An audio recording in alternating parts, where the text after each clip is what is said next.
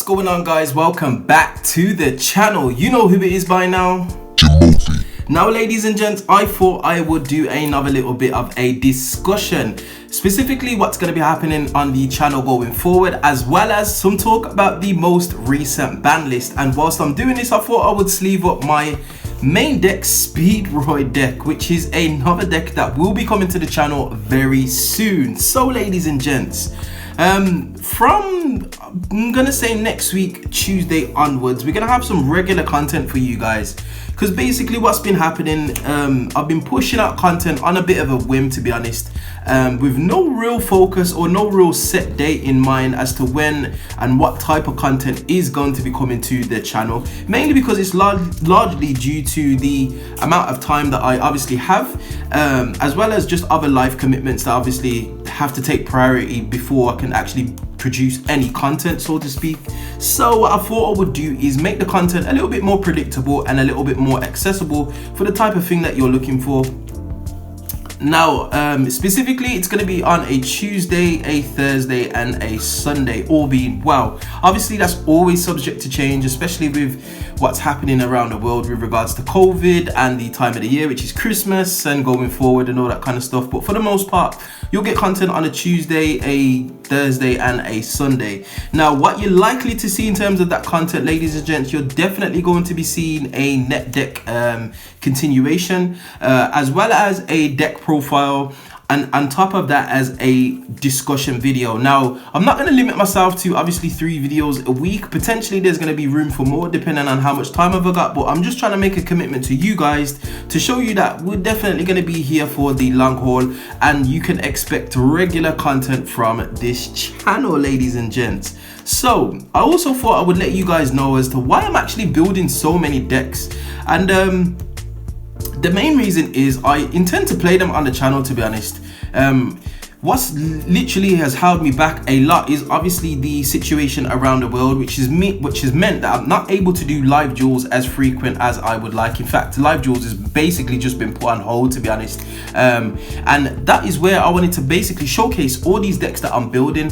Now, with the way that things are going with the current situation in terms of the pandemic, there's a potential for live duels to return to the channel very soon, as long as we get out of this tier system that we're in here in the UK, and we actually get downgraded where I live to tier 2, which will enable me to go to my locals and actually obviously meet up with some of the friends that I like to play with, and to participate in some tournaments, obviously, because the main aim of the channel, ladies and gents, was to kind of like just produce this channel just to get a better way and better understanding of dueling, and being able to take that step into the competitive realm with whatever deck that I wanted to. There is no bad deck, to be honest. There is more efficient decks and more effective decks, but there is no bad deck, and especially with over 10,000 cards in the actual card game, there's definitely potential there for you guys to improve, and for me to improve, and you guys to help me improve. So that was the main focus of the channel, and these live duels and all these decks that I've been building will definitely feature and be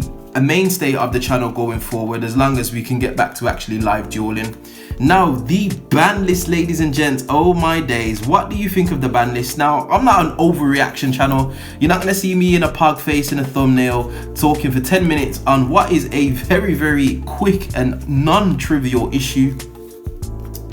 Konami obviously decided to ban 3 problematic cards in the meta, and it's a kind of a direct hit to Infernobles, in my opinion, with the removal of Dragon Buster Destruction Shield, which was more of a Dragon Link thing, but with the removal of Link Cross as well as Smoke Grenade of the Thief, those are 2 key pieces to the Infernoble strategy, which can render it a little bit less effective. Now, it's not dead by any means. Obviously, they just recently released support for it, so it's not actually dead, but it's nowhere near going to be as effective as it once was. The whole meme, or the whole idea or theme of Infernobles, was to just rip cards out of your opponent's hand, leave them with minimal resources, and then have too many negates for them to kind of like play through a very, very strong board, which often finished on a Charles, a God Phoenix Gearfried, as well as potentially a Borrowlord Savage, or even a Herald of the Arclight, depending on which route you decided to take.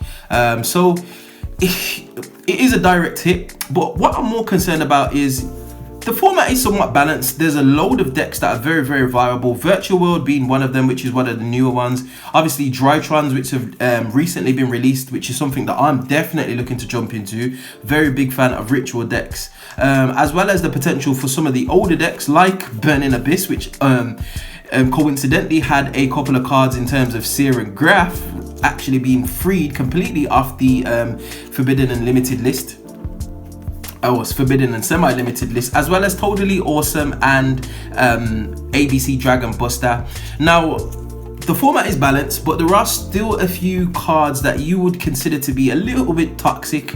Now, obviously, Utopic Zexor is a bit of a problem. Just shutting you out from the game is just absolutely ridiculous. If Dragon Buster and Destruction Sword only shuts you out from the extra deck, whereas Utopic Zexor shuts you out from actually activating card effects, I think that's a bit more of a problem. Yes, the summoning conditions are a little bit more restrictive, but for the most part, it's still a bit of a toxic card. True Kings of All Calamities, it is playable. What I think is the major problem with the boards that actually utilize True King of All Calamities right now is the fact that they can end up on a double True Kings of All Calamities, and locking you out from monster effects for a turn is not too bad.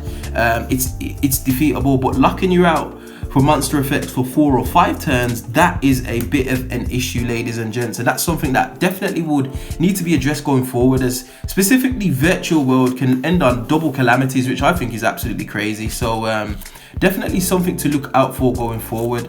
But ladies and gents, what did you think of the overall ban list? In my opinion, I understand why Konami would specifically not want to limit or forbid, so to speak, too many cards, because again, the format is still coming back into contention. There are being competitions and events going on, but there's nowhere near what it was to when it was at full capacity, which is understandable. But the fact that we are getting some sanctioned Konami events and we are starting to see a few more tournaments pop up here and there across the world, it means that Konami can get back to actually collecting data and start actually addressing some more niche applications. For example, Miscellaneous Saurus, that card basically says you cannot interact with anything that I do on my turn right now, which is absolutely crazy. A card to be able to just stop you from interacting with your opponent, whether that be traps, hand traps, monster effects, spells, quick play spells. Just being able to actually do that is just unbelievable, and that card being searchable as a 3 of is just absolutely crazy. Dinosaurs by no means are invincible, but they are a hell of a strategy, and cards that kind of just limit interaction I think are a little bit of a problem. But ladies and gents, what do you think? What's your thoughts on the ban list? Do you think it's going to be a format that is going to be widely diverse, or do you think it's going to be something that is going to basically be more of the same? Now, they did hit Dragon Link, but with the amount of dragon support that's actually in this Dragon Link deck, I can't see them folding too much. I mean, I seen a video, I believe it was actually Rev's Cards, who basically just substituted his Dragon Buster Destruction Sword for a Morphage Goliath. Every other combo piece in that deck is exactly the same, so there's going to be no problems with Dragon Link going forward. You're still going to see it's still going to be a problem. You're still going to have to side for it, and it's a bit interesting that Konami didn't decide to hit that. Now, I know they've got upcoming support in the terms of the Dragunities, so they probably don't want to hit dragons just yet because they still want to sell structure decks. But it is a bit of an issue when it's been around for a while, kind of like what was happening when Sky Strikers and Orcus were running a meta. People just got bored of seeing the same old, so we will have to see. But yes, ladies and gents, another little bit of a rambly video, but I just wanted to let you guys know what was going to be happening going forward. Definitely stay tuned to the channel. We will be having some live duels, fingers crossed, if all goes to plan. But anyway, that is the end of the video. If you did enjoy this content, you know what to do. Hit that like button, share, subscribe, all of that good stuff, and I will definitely see you guys on the next video. Hope you enjoyed. Peace.